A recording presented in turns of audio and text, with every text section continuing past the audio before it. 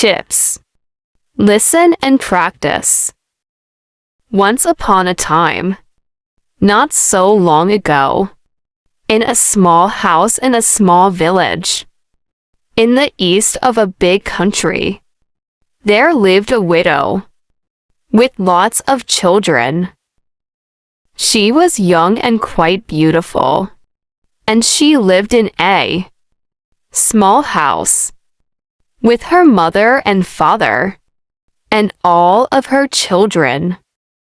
The family were very poor and were always hungry because there was a war on and their country had been invaded by a foreign army. They grew cabbages and carrots in their backyard. They also had a chicken, which provided the family with eggs. But still, they were hungry. The children did not go to school because all the schools were closed. They were even banned from learning their own language. However, the children were lucky because their mother had been the cleverest girl in her class when she was younger, and so she was able to teach them everything they needed to know. At night, she taught them to read and write, and every day she took the eldest children into the forest to show them where the edible mushrooms grew. She showed them which plants were poisonous and which roots you could eat, and even which plants had juicy leaves, which could be chewed. But still the children went hungry. One day, early in the morning, while everyone was upstairs, in bed, there was a knocking sound at the door. "Don't answer it," said Grandma. "It might be soldiers coming to take us away." "Don't answer it," said Grandpa.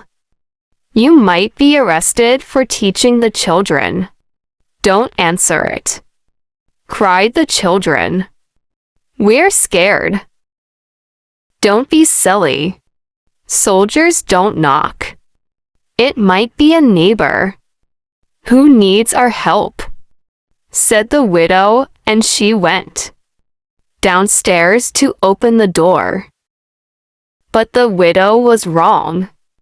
When she opened the door, there were indeed two soldiers, one fair and one dark, both dressed in gray uniforms, both with guns thrown across their shoulders. The fair-haired soldier held up a big, dirty sack. "Oh," gasped the widow. "We are working in the fields today, and we want chips for lunch. Here, cook these," he said, and pushed the dirty sack into her hands. "And we'll be back at 12 noon, said the dark-haired soldier. "Have those chips ready by then." And with that, the soldiers turned around and headed off towards the neighboring farm. "Chips?" thought the widow. "What are chips?" By this time, the entire family had come scurrying down the stairs to see what was happening. "What are chips?" she asked them.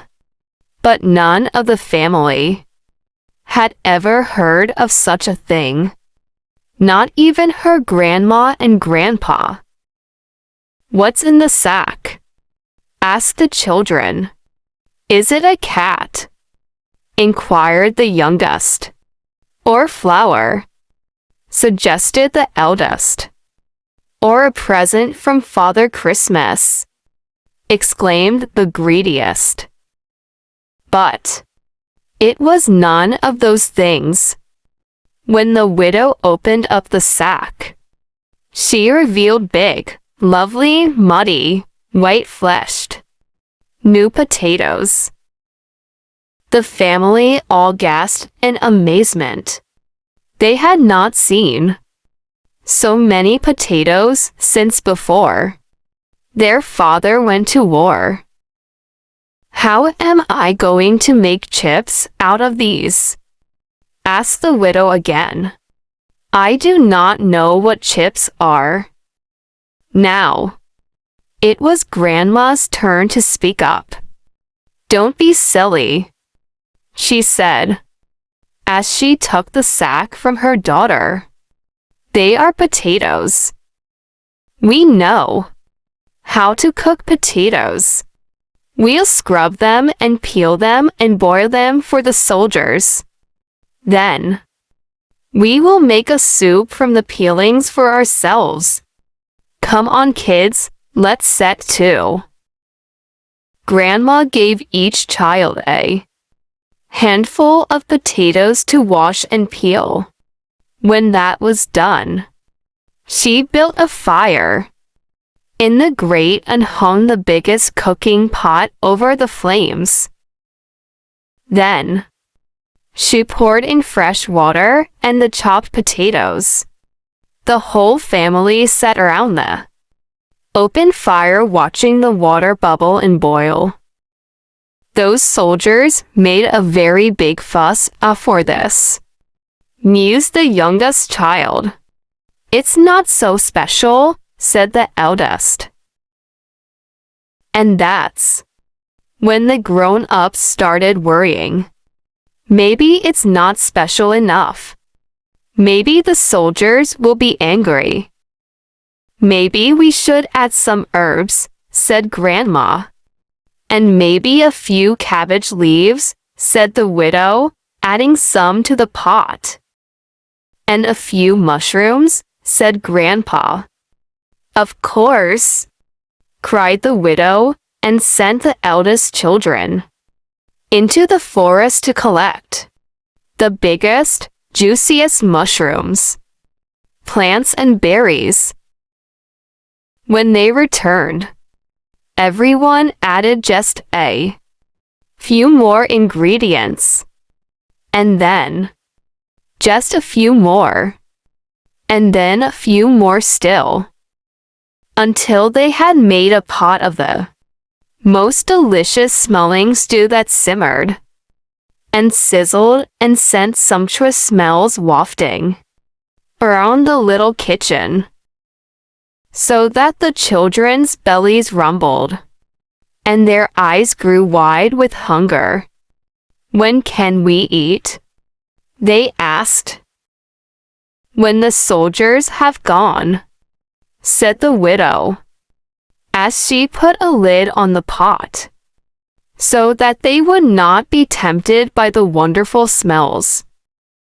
Just then there came a knocking at the door.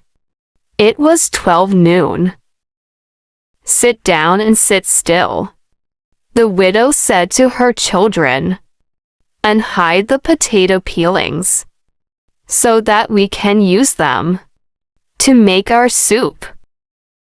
The widow opened the door and invited the soldiers to come in and sit at the table in the little kitchen. The children watched as the soldiers took off their caps and sat in the chairs at the little table. The table was set with 2 bowls, 2 spoons, and 2 forks. All eyes were on the soldiers as the widow carried the pot from the fire to the table. The fair-haired soldier took some rye bread from his pocket and tore off chunks to share with his friend. As the pot was put in front of them, what if they don't like it? What will they do? The widow lifted the lid from the pot. The soldiers both stared in disbelief as she ladled the chunky potato broth into their bowls. "What is this, eh?" cried the soldiers. "We want chips." The children looked on anxiously as the widow explained, "This is how we cook chips." "This isn't how to cook chips," the dark-haired soldier shouted as he wrestled the ladle from the widow and threw it back into the pot. "Sit down," said the fair-haired soldier to his friend. "I'm hungry. Let's eat." "But I wanted chips." "Well, at least try it," said his friend. With that he lifted his spoon, gently blowing so that the steam curled around his hands. The children watched. Droplets of condensation form on the edges of his glasses. The potatoes were very hot. Suppose they were too hot. The fair-haired soldier at last put the spoon to his mouth and slurped through his teeth. "Well?" asked the dark-haired soldier. The fair soldier spat the potatoes all over the table. "What is this, pig's will?" he shouted. The widow stepped back in case the soldier intended to hit her. The children cowered. The baby cried and was shushed by Grandma. "You're feeding us food that is only fit for pigs," he said, his face twisted in anger. He got up from the table and hoisted his rifle across his shoulder, pulling the strap taut against his chest. The children watched in fear as his thumb stroked the rough leather of the strap. "I'm sorry," said the widow, backing further away from the table. "It's our favorite recipe." "Favorite recipe?" "It's pig's will," he repeated, almost laughing. "Your favorite recipe is pig's will?" mocked the dark-haired soldier. "Come on," said the fair-haired soldier to his friend. "Let's leave this pig palace. Stupid peasants don't even know how to cook chips." "How?"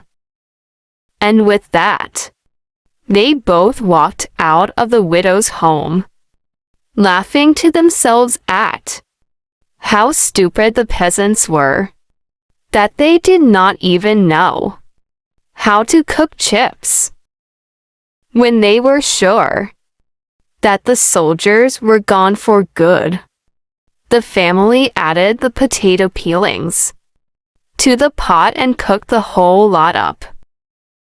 Then they all gathered around the table and shared the most wonderful stew they had ever tasted, dunking big chunks of the soldiers' rye bread into the steamy broth until their tummies were full to bursting.